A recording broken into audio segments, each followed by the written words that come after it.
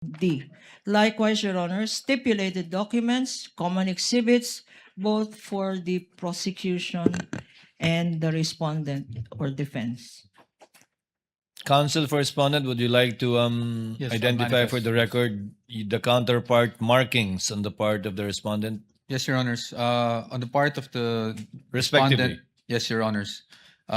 These are marked as Exhibit D-1-74-OVP, D-1-50-OVP, and D-1-99-OVP, Your Honor. For the record. Sorry, if the first one is actually D-1-50-OVP. The second one would be D-74-OVP, and the third one would be D-1-99-OVP, for the record, Your Honor. Counsel, D-1-50-DE with respect to the 3/30/23 accomplishment report, not D-1-21-DE. For the first quarter, Your Honors, sorry. Yes, you may repeat. accomplishment report. For first quarter, it's D-1-50 50, okay. dash OVP, not DE, Your Honor. Dash OVP.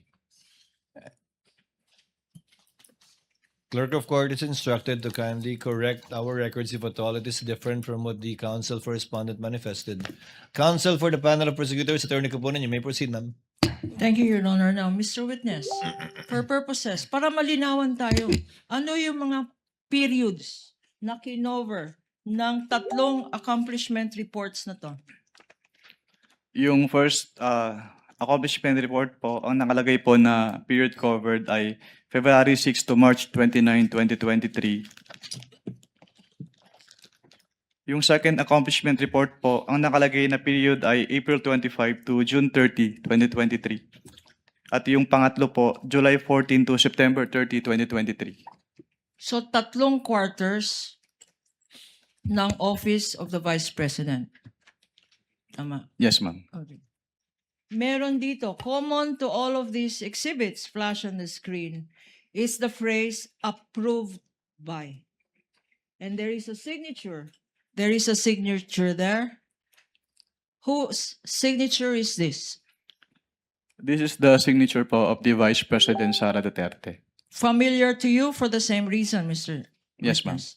And ano ang ibig sabihin ng nakalagay dyan, approved by, at pinirmahan ng Vice President sa tatlong dokumentong ito? Ang ibig sabihin po nito ay inapprove niya kung ano man po yung contents ng kanilang quarterly accomplishment reports. Na-approve ng Vice President mismo. Yes, ma'am. Okay. Now, for our appreciation, punta ngayon tayo sa first quarter. Anong observations mo dito sa nakikita mong first quarter accomplishment report? Based on this first quarter accomplishment report, meron pong dalawang items dito na hindi kasama dun sa allowable confidential expenses under item 4.8 of the Joint Circular 2015-01. Anong ibig sabihin ng hindi allowable? Bawal? Bawal ba? Opo, kasi yung listahan po ng allowable confidential expenses under 4.8 ng Joint Circular ay exclusive. So kapag hindi po kasama doon, hindi po pwedeng paggapitan ng kanilang confidential fund. Aside from itong sinasabi mong bawal na paggamit ng confidential fund appearing in this document, meron ka pa bang ibang observation?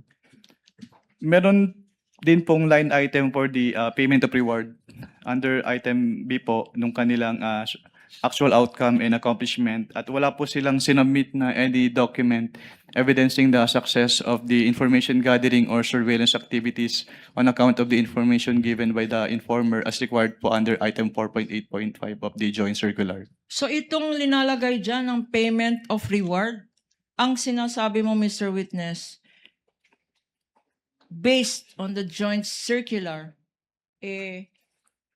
violation ba ito? Yes, ma'am, that is a violation po. Bakit ulit violation itong nakalagay dyan?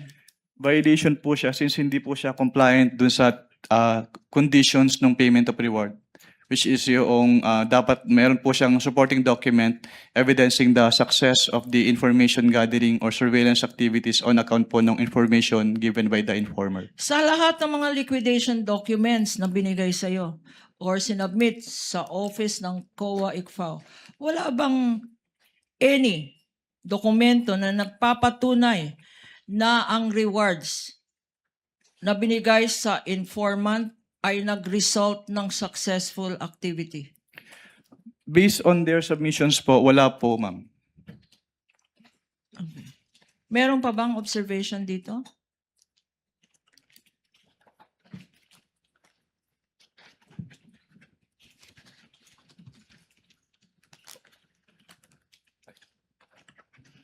Wala na po. Punta naman tayo sa accomplishment report ng second quarter. Exhibit P-1-7C. Any observations? Ano naman ang masasabi mo dito sa accomplishment report na inapprove mismo ng Vice President Sara Duterte? Katulad po nung naunang accomplishment report, meron din po silang line items for provision of medical and food aid at payments of incentive or traveling relative to the confidential operations na hindi po among the allowable confidential expenses under item 4.8 of the Joint Circular 2015-01.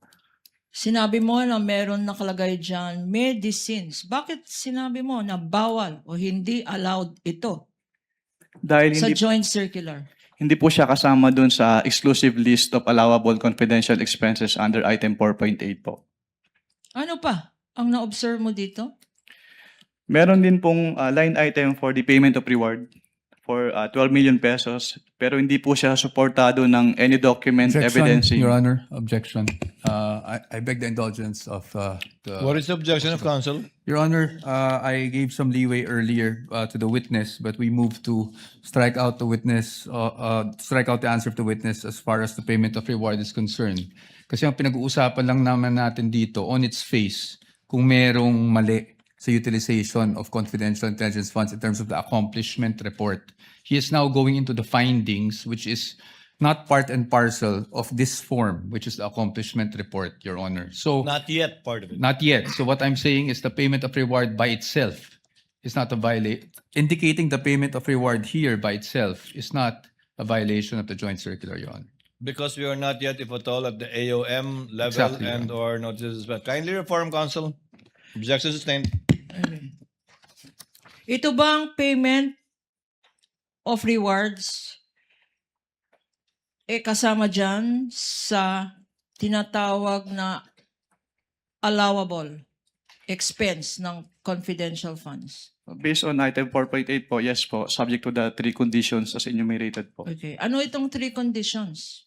Under item 4.8.5 of the joint circular, payment of rewards must be made to non-employees of the informers who must be non-employees of the agency concerned, subject first to the approval of the head of the agency, second to the submission of documents evidencing the success of the information gathering or surveillance activities on account given by the informer, and thirdly po, it must be directly related to the confidential operations of the concerned agency.